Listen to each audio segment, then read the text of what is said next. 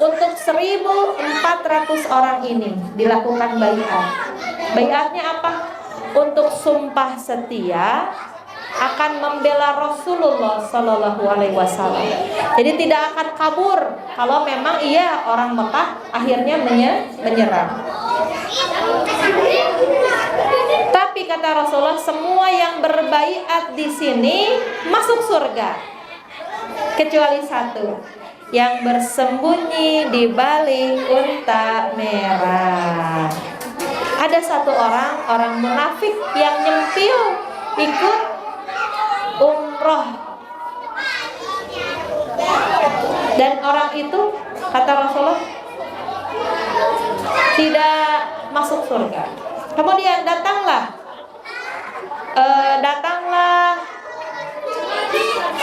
namanya teh utusan orang Quraisy. Nah, siapakah utusannya? Yang pertama ada Al-Hulais bin Al-Qamah. Ada Al-Hulais bin Al-Qamah. Ada orang Quraisy datang dari utusan Mekah. Negosiasi. Katanya gini, biarkan aku menemui Muhammad. Kemudian para sahabat mengatakan silahkan.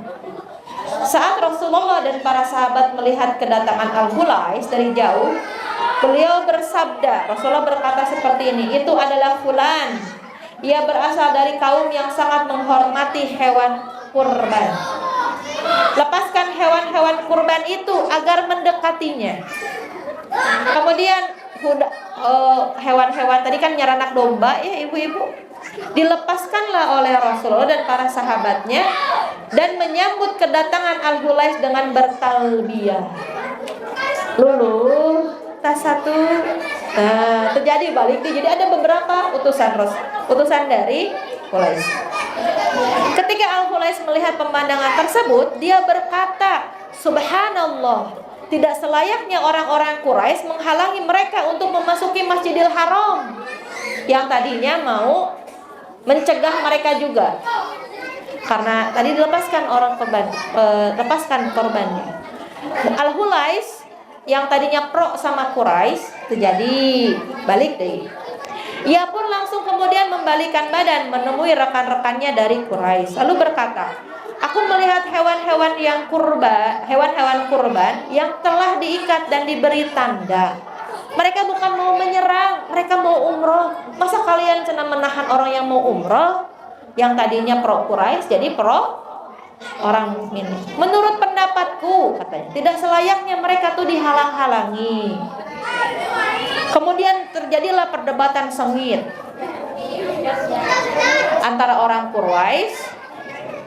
Kemudian ada yang bernama Urwah bin Mas'ud As-Saqafi berkata, ini adalah tawaran bagus buat kalian, ngabela si Hulais tadi. Terimalah tawaran ini dan berikan kesempatan kepadaku untuk menemuinya. Sekarang gini atuh, kamu Urwah yang datang menemui para kaum muslimin. Datang jadi ada beberapa utusan untuk negosiasi. Pulang, jangan datang ke Makkah. Ya Urwah, nih cerita tentang Urwah. Cukup nggak ya? Kalau nggak cukup pekan depan ya. Urwah menemui Rasulullah karena ini teh kejadian kisah yang jarang diceritakan di sirah manapun gitu. Jadi kita harus beberkan ini. Ini kisah di perjanjian sebelum perjanjian Hudaibiyah, tahu? Nah ini kisah nate.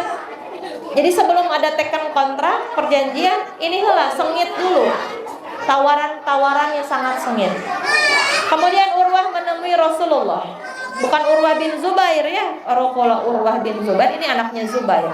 Ini Urwah bin Mas'ud As-Saqafi, orang Quraisy. Bertemu dengan Rasulullah, lalu beliau menyampaikan seperti yang beliau sampaikan kepada Budail, kepada yang tadi gitunya. Wahai Muhammad, bagaimana pendapatmu bila seluruh kaummu ini binasa? Apakah engkau melihat ada orang Arab sebelummu yang berhasil membinasakan keluarganya? Nah ini berat ini pertanyaannya ya. Kalau ini semua mati gimana? Pernah nggak melihat orang Arab saling membunuh, mencek orang kayak gitu, yang membunuh keluarganya sendiri? Ini gara-gara engkau Muhammad, mencek orang ya gitu. Pernah ada ceritanya orang Arab saling membunuh keluarganya sendiri. Kita ingat perang mana yang membunuh keluarganya sendiri? Di perang Badar, di perang Uhud. Dan Urwah menyampaikan ini di hadapan Rasulullah. Kalau lakukan itu, wallahi katanya, sesungguhnya aku melihat wajah-wajah dan sekelompok manusia akan lari dan meninggalkanmu. Kemudian Abu Bakar tuh berkata gini, Abu Bakar,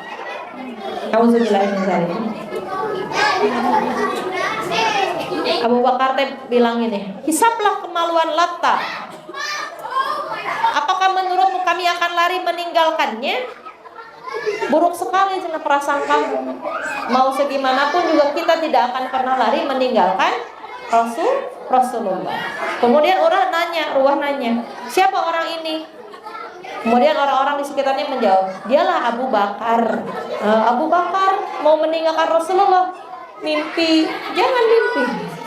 Mau mungkin Abu Bakar meninggalkan Rasulullah. Demi diriku, ini Urwah mengucapkan ini. Urwah ngomong Allah padahal kafir ya. Demi yang diriku ada di tangannya, andaikan tidak karena tugas di pundakku saat ini, tentu aku akan memenuhi apa yang engkau inginkan. Ini tugas. Urwah kemudian berbincang-bincang dengan beliau. Setiap kali berkata ia memegang jenggot beliau. Dan memegang jenggot teteh bukan kesopan. Bentuk apa? Penghormatan. Allah. Mungkin kita apa sih?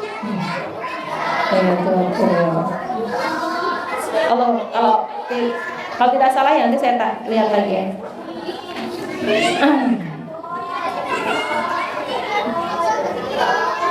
Kemudian Al-Mughirah bin Syu'bah berjaga-jaga di dekat kepala beliau sambil menghulus pegang. Maaf, kalau megang jenggot kan tanda kehormatan atau bukan sih? Atau megang kepala? Megang jenggot kan tanda kehormatan atau pegang kepala? Saya lupa lagi. Jenggot atau kepala? Atau cium kening? Dalam orang Arab tuh cium kening tuh udah biasa. Di kita makan geuleuhnya. Dari gini gimana sih? Dimegang dagu, menghormatin atau mencibir? Nanti saya tanyakan dulu ya kepada guru saya. Kemudian ketika mau melakukan itu kepada Rasulullah, mau megang jenggotnya Rasulullah, dipukullah sama Mughirah, Al-Mughirah. Jauhkan tanganmu dari Rasulullah. Siapa orang ini? Al-Mughirah bin Syu'bah, jawab orang sekitar. Wah berkata, hai anak nakal, bukankah aku yang membereskan urusan karena kenakalanmu dulu?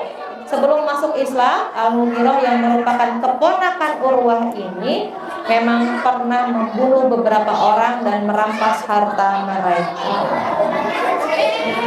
Banyak utusan yang datang, banyak utusan yang datang. Yang terakhir adalah Suhail bin yang bapaknya Abu Jandal. Tahu Suhail? Kominfo-nya orang Quraisy yang giginya tengahnya belum. Orang Suhail. Ketika Rasulullah melihat Suhail, utusannya datang baru lagi melihat Suhail, dari kata sahal, Suhail, Rasulullah berkata ini, ini Suhail nih, berarti akan mudah urusan. Suhail, semoga Allah juga memudahkan urusan kita semua. Dan tidak akan cukup ya. Barulah ketika dengan Suhail ini mengadakanlah perjanjian yang kita tahu namanya perjanjian Hudaibiyah. Apa saja perjanjian Hudaibiyah, kesepakatannya dan hikmah-hikmahnya insya Allah akan dijelaskan atau dipaparkan di pekan depan. Intinya kita sudah berada di tahun 6 Hijriyah. Berarti berapa tahun lagi ke wafatnya Rasulullah? 11 kurangi 6, sekitar 5 tahunan lagi insya Allah. Udah ini perang Khaybar, baru penaklukan kota Mekah. Allahu a'lam bishawab. Subhanakallahumma rabbana wa bihamdika asyhadu an la ilaha illa anta astaghfiruka wa atubu ilaik. Assalamualaikum warahmatullahi wabarakatuh.